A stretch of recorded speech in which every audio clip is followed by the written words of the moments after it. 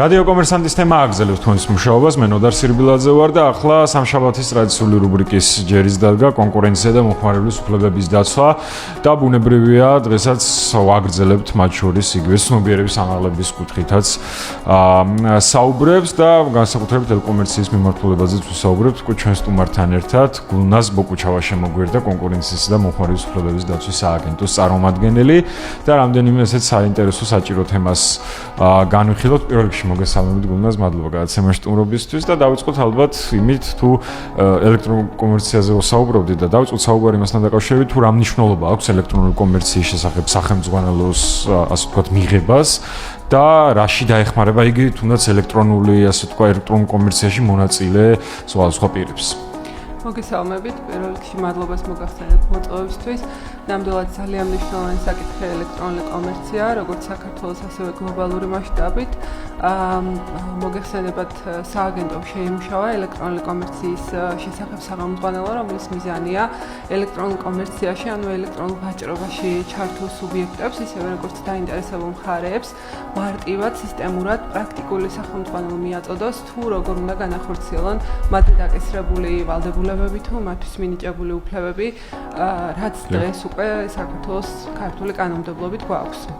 მოგეხსენებათ 2022-23 წლებიდან მომხმარებლის უფლებების დაცვის შესახებ კანონი და ელექტრონული კომერციის შესახებ კანონი მოქმედებს.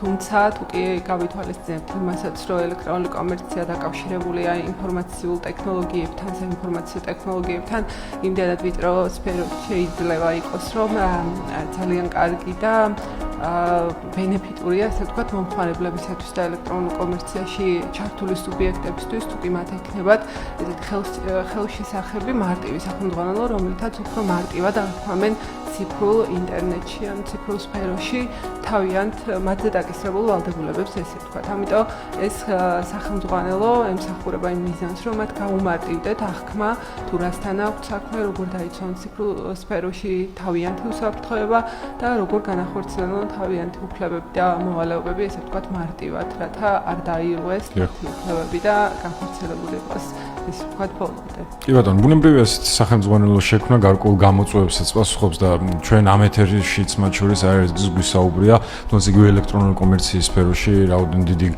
გამოწვევებია სხვადასხვა ასპექტში, სხვადასხვა მიმართულებით და ბუნებრივია ეს თამდები პროცესი იქნებოდა იმ ტენდენციიდან და იმ ტრენდიდან გამომდინარე, რაც გულისხმობს მომხმარებლის მხრიდან სულ უფრო გაზრდილ ინტერესს და მოთხოვნას ელექტრონული კომერციის სერვისებთან დაკავშირებით.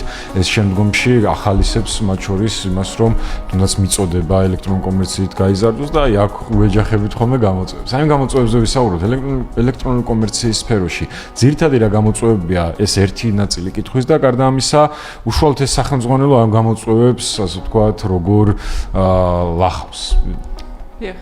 როგორც უკვე აღნიშნე, ციფრული სფერო და ციფრული გამოწვევები, ესე ვთქვათ, 21 საუკუნის ერთ-ერთი ძირითადი მიმართულება, ესე ვთქვათ, ბოლო პერიოდში სტატისტიკურადაც ელექტრონულ ვაჭრობასთან დაკავშირებული საკითხები, თვითონ ელექტრონული ვაჭრობა მზარდია და იზრდება, შესაბამისად გამოწვევები, რაც დაკავშირებულია ელექტრონულ კომერციასთან, რა თქმა უნდა, ეს გამოწვევებიც იზრდება იგივე ტექნოლოგიური მიმართულებით, ინფორმაციული უსაფრთხოების კუთხით და ასე შემდეგ. შესაბამისად, ძირითადი გამოწვევა, რაც ელექტრონულ კომერციაში ჩართულ სუბიექტებს აქვს, ეს არის სანდო გარემო შექმნა, ესე ვთქვათ, ონლაინ ინსტიტუციაში სანდო გარემო შექმნა. სწორედ ამ სანდო გარემოს უკავშირდება პლატფორმების ვალდებულებები, ესე ვთქვათ, მაგალითად, პლატფორმა მომხმარებელს ან ინფორმაციას ერთი მხრივ თავის შესახებ, მეორე მხრივ მოვაჭრის შესახებ ადებინებს, ესე ვთქვათ, თავის პლატფორმაზე საქონელსა თუ მომსახურებას, ესეც ინფორმაციული ვაკუუმია და შესაძლოა მომხმარებელს სული ონლაინ სივრცეში, ანუ არის ის რას განყიდულობს და არის ის რა მოთხოვნის დაყენების უფლება აქვს, ასე ვთქვათ. ასევე მე ვახსენე ინფორმაციული ტექნოლოგიები და ციფრული სფერო, ამ სფეროში ერთ-ერთი გლობალური გამოწვევა არის პლატფორმების მხრიდან манипуляციური ტექნიკების გამოყენება.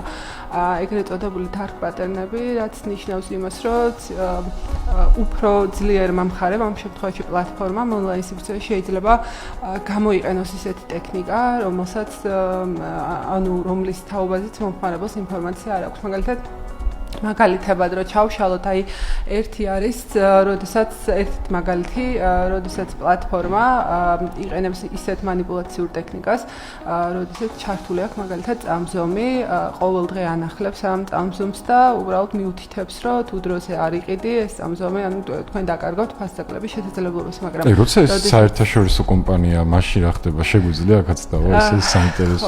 საერთაშორისო რეგულაციები რა თქმა უნდა ამ მიმართულებით არსებობს, თუმცა ჩვენ ელექტრონული კომერციის შესახებ კანონის მიხედვით, ანუ მეწარმე სუბიექტივუმი საქართველოში უნდა იყოს რეგისტრირებული. თუმცა ამისთვის გლობალური ბერკეტებიც არსებობს და და გლობალურადაც იმათ სასამართლოში დავები აქვთ უკვე, მე მგონი ყველას დღესაგებია ვიზოგსაუბრეთ. კანონი პირდაპირ მოქმედებს საქართველოში რეგისტრირებებზე, თუმცა თუ კი ესეთი შემთხვევები არის, ყველანაირად ვცდილობთ, რომ რაღაცნაირად დავეხმაროთ მომხმარებლებს, თუმცა ეს მხოლოდ გამოწვევა საქართველოსთვის არ არის, ანუ ყველგან დიდი გამოწვევა. ეს манипуляციურ ტექნიკებთან დაკავშირებით, ანუ ეს რამდენიმე სახეობის არის ეს манипуляციური ტექნიკა, მაგალითად მეორე მაგალითი შეიძლება დავასახელოთ, ეს არის, როდესაც თქვენ გინდათ მხოლოდ ერთი ნივთი შეძენა და ავტომატურად ელექტრონულ კალათაში ვარდება მეორე ნივთიც და თქვენ უკვე ან გადახდის ეტაპზე, ან უკვე ბოლოს აღმოაჩენთ ხოლმე, რომ რეალურად ორ ნივთს ყიდულობთ, ესეც манипуляციური ტექნიკაა და შეცდომაში შემყარ კომერციულ საქმიანობას წარმოადგენს. შესაბამისად, დაცულია ქართული მომხმარებელი ამისგან ელექტრონული კომერციის და მომხმარებლის უფლებების დაცვის შესახებ კანონით და რა თქმა უნდა შეუძლია მომართოს სააგენტო. სახელმძღვანელო ბევრი მაგალითებით არის ესე ვთქვათ დახუნძლული აღნიშნული მიმართულებით და მოვაჭრეს მომსახურების მიმწოდებელს და ნებისმიერ დაინტერესებულ მხარეს შეუძლია ძალიან მარტივად მაგალითების როცა ვლაპარაკობთ манипуляციურ ტექნიკაზე შეიძლება არ იყოს ახმადი რაც ვლაპარაკობთ თუმცა სახელმძღვანელოს უპირატესობაც იმაში მდგომარეობს რომ არაერთი მაგალითია მოყვანილი და ესე ვთქვათ საშუალო მომხმარებელს ძალიან გაუადვილდება მიხვდეს თუ რა არის манипуляციური ტექნიკა და შესაბამისად ამოიცნოს ესე ვთქვათ თავის დარღვეული უფლება და მომართოს სააგენტოს. კი ბატონო, და ასევე საინტერესო ხდება უფრო კონკრეტიკისთვის რომ გავმიჯნოთ ერთის მხრივ მოვაჭრე და მეორეს მხრივ იგი მომსახურების მიმწოდებელი. აი მათი ვალდებულებები ელექტრონული კომერციის პროცესში როგორ არის ესე ვთქვათ? ეს ძალიან მნიშვნელოვანი თემაა. იქიდან გამომდინარე როგორც უკვე ვახსენ ელექტრონული კომერცია არ არის ესე ვთქვათ მარტივი სფერო და უკავშირდება ტექნოლოგიებს, ინოვაციებს. შესაბამისად, აუცილებელია გაიმიჯნოს მომხმარებელმა ესე ვთქვათ, სწორად გაიმიჯნოს თუ ვინ არის მომსახურების მიმწოდებელი და ვინ არის მოვაჭრე. მაგალითის დონეზე რომ განმარტოთ, ვთქვათ, არსებობს პლატფორმა, რომელიც არის საინფორმაციო საზოგადოების მომსახურების მიმწოდებელი, რომელიც სხვა მოვაჭრეს სთავაზობს ჰოსტინგს უკეთებს, ესე ვთქვათ, თავის პლატფორმაზე დადოს ამ მოვაჭრემ საქონელი თუ მომსახურება. ამ შემთხვევაში საინფორმაციო საზოგადოების შუალედური მიმწოდებელი არის პლატფორმა, ხოლო მოვაჭრე არის ის პირი, რომელიც განათავსებს მის პლატფორმაზე საქონელსა თუ მომსახურებას.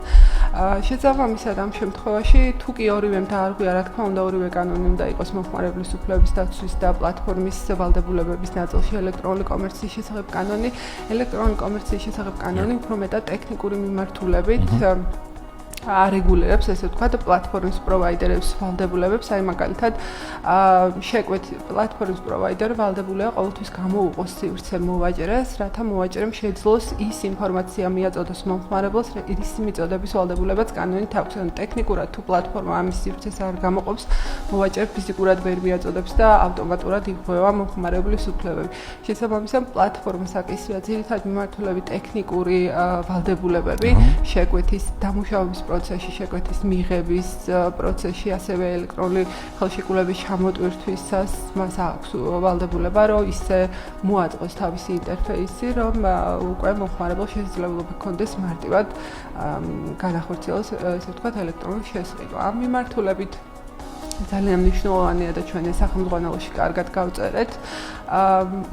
პლატფორმის პროვაიდერმა არ აირიდოს ვალდებულება. ზოგადად კანონმდებლობით ის პლატფორმის პროვაიდერი კონტენტში ეგრეთ წოდებულ შინაარსში არ შედის, თუმცა მას აქვს მთელი რიგი ვალდებულებები მოვაჭრესთან და მომხმარებელთან მიმართებით. მომხმარებელთან მიმართებით მაგალითად მას ეკისრება ვალდებულება, რომ მხოლოდ იმ მოვაჭრეს დაადებინოს, ესე ვთქვათ, თავის პლატფორმაზე საქონელი ან მომსახურება, ვინც იქნება მიკვლევადი, ან მან პირველ რიგში უნდა მოიძიოს, ვის ადებინებს ინფორმაციას და ამის შემდეგ უნდა მიცეს მას უფლება, რომ განათავსოს ეს ინფორმაცია. წინააღმდეგ შემთხვევაში იგი ვერ მიუთითებს, რომ მან არ იცოდა, ვინ ანთავსებდა, თავის მხრივ თვითონ არ არის მოვაჭრე, შესაბამისად მომხმარებელს ამ კუთხით, ამ დასაბუთებით ვერ ეტყვის უარს. შესაბამისად, თუ კი პლატფორმა არ გაარკვევს მოვაჭრეზე ან მოიძიებს ინფორმაციას და მას არ დაადებინებს, ესე ვთქვათ, იგივე საიდენტიფიკაციო მონაცემებს, სახელწოდებას და ასე შემდეგ, იგივე წესებს და პირობებს, თუ კი არ იქნება განთავსებული მოვაჭრის წესები და პირობები,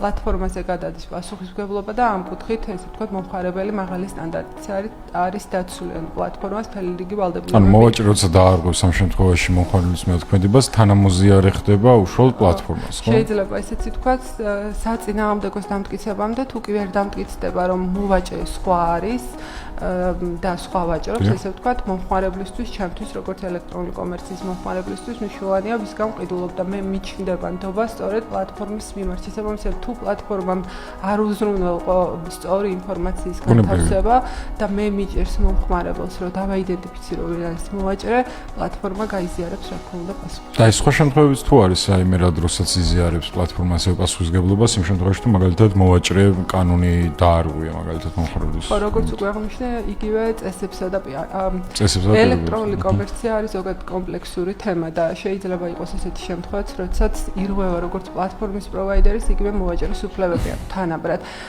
თანაბრად ან შესაბამისი დოზით, ესე ვთქვათ. მოვაჭრე თუ კი მაგალითად თუ პლატფორმა უკვე აღნიშნე, მაგრამ კიდევ ერთხელ გავიმეორებ, რომ თუ კი პლატფორმა შესაბამის სივრცეს არ მიცემს მოვაჭრეს იმისთვის, რომ მოვაჭრე მიაწოდოს მომხმარებელს ინფორმაცია, გამოდის, რომ პლატფორმამ უნდა გაიზიაროს მოვაჭრესთან ერთად პასუხისმგებლობის ნაწილი, ვინაიდან ერთი მხრივ მან არ მიცა საშუალება, რომ დაედო და განათავსებინა ინფორმაცია მოვაჭრეს, რაც მაგალითად ნივთის სპეციფიკაციები, მახასიათებლები, ფოტოები, სამკაულების შემთხვევაში შეიძლება უფრო მეტად საინტერესო იყოს მომხმარებლისთვის, რომ პლატფორმაზე არიდება იგივე ფოტოები ამ ნივთის და ასე შემდეგ. შესაბამისად, ერთი მხრივ მოვაჭრე არღვევს თავის ვალდებულებებს, რომ მიაწოდოს ინფორმაცია მომხმარებელს, მეორე მხრივ იზიარებს ამ პასუხისმგებლობას პლატფორმა, რამდენადაც მან არ მიცა ამის შესაძლებლობა. შესაბამისად, ორივე შეიძლება დადგეს შემთხვევები, რომ ორივემ გაიზიაროს პასუხისმგებლობა. კი ბატონო, დიდი მადლობა მოგზაურობისთვის და ამ დეტალური ინფორმაციის მოწოდებისთვის, რაც დარწმუნებული ვარ ჩვენს მსმენელსაც დაეხმარება ვინც გვისმენ და შეგახსენებთ, რომ ჩვენი სტუმარი იყო გულნაზ ბოგუჩავა, კონკურენციისა და მომხმარებლის უფლებების დაცვის სააგენტოს წარმომადგენელი.